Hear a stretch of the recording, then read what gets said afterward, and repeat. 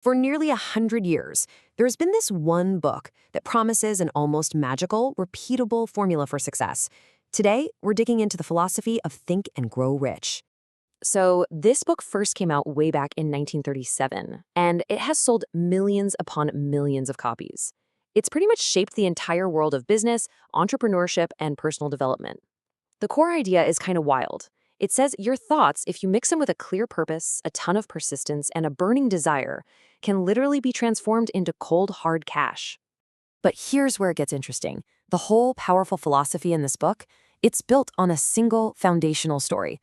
A story that, well, has come under some serious fire lately. And that's the mystery we're going to unravel today. Okay, let's dive right in.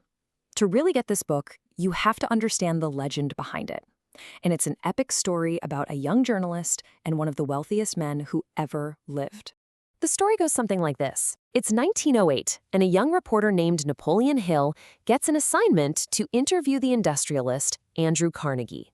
Well, apparently Carnegie was so blown away by Hill that he challenged him with a secret mission, something that would define the entire course of his life. And Carnegie's proposal was just massive. He wanted Hill to spend the next 20 years, unpaid, by the way, studying the greatest minds in the country. We're talking people like Henry Ford and Thomas Edison. The goal? To boil down all their secrets into one simple philosophy of success that anybody could use. And Hill, of course, said yes. So what was the result of this supposed 20-year quest? A book built around 13 core principles, the famous Steps to Riches. Let's break down a couple of the most powerful ones, shall we? First up is desire. And look, Hill is super clear about this. Simply wishing for money won't get you anywhere. He says you have to cultivate a desire that's so intense it becomes a white-hot obsession, basically turning your mind into a magnet that attracts whatever you need to succeed. And this is where Hill is kind of brilliant. He doesn't just leave desire as some vague idea. No, he turns it into a concrete 6-step plan. You have to be specific, set a deadline, and have a plan of action. It's all about turning that fuzzy dream into a daily actionable mission. And this flows right into the next step, auto-suggestion. You remember that last step of desire, reading your statement out loud every day? Well, that's auto-suggestion. It's literally the technique for feeding your subconscious mind positive commands until it accepts them as real and starts working to make them happen. But, these individual mindset tricks are only part of the equation. Hill was absolutely convinced that you can't achieve anything truly great on your own. And that brings us to what might be his most famous concept ever, the mastermind. He argued that when you get 2 or more people working together in perfect harmony toward a common goal, something magical happens. A third, invisible mind is created, the mastermind. And this collective brain power just amplifies the creativity and knowledge of every single person in the group. Hill didn't think this was just a small advantage. He thought it was an absolute game changer.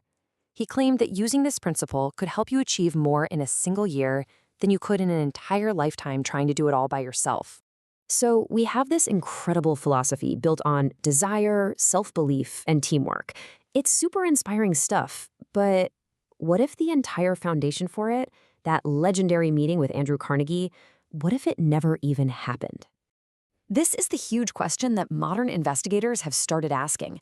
I mean, Napoleon Hill built his entire career on the Carnegie story, but historians have been digging, and they've struggled to find a single shred of proof that this world-changing meeting ever took place.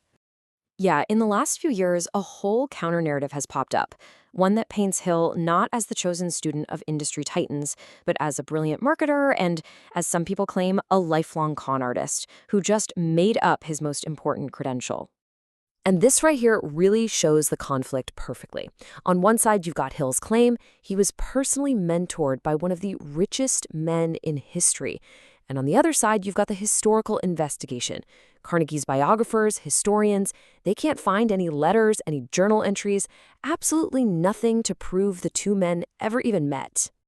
This whole thing leaves us in a really fascinating, kind of complicated spot.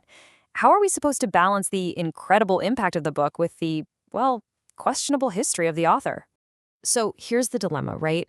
The ideas in Think and Grow Rich have, without a doubt, been a blueprint for success for tons of people. The mastermind concept is still a huge deal in business coaching and networking groups. And yet, the very origin story that gives it all so much authority, it seems to be built on thin air. Now, a lot of people who defend the book say that, in the end, it just doesn't matter. They believe the philosophy's value is proven by the results it's gotten for people over all these decades. The principles work, so who really cares where they came from?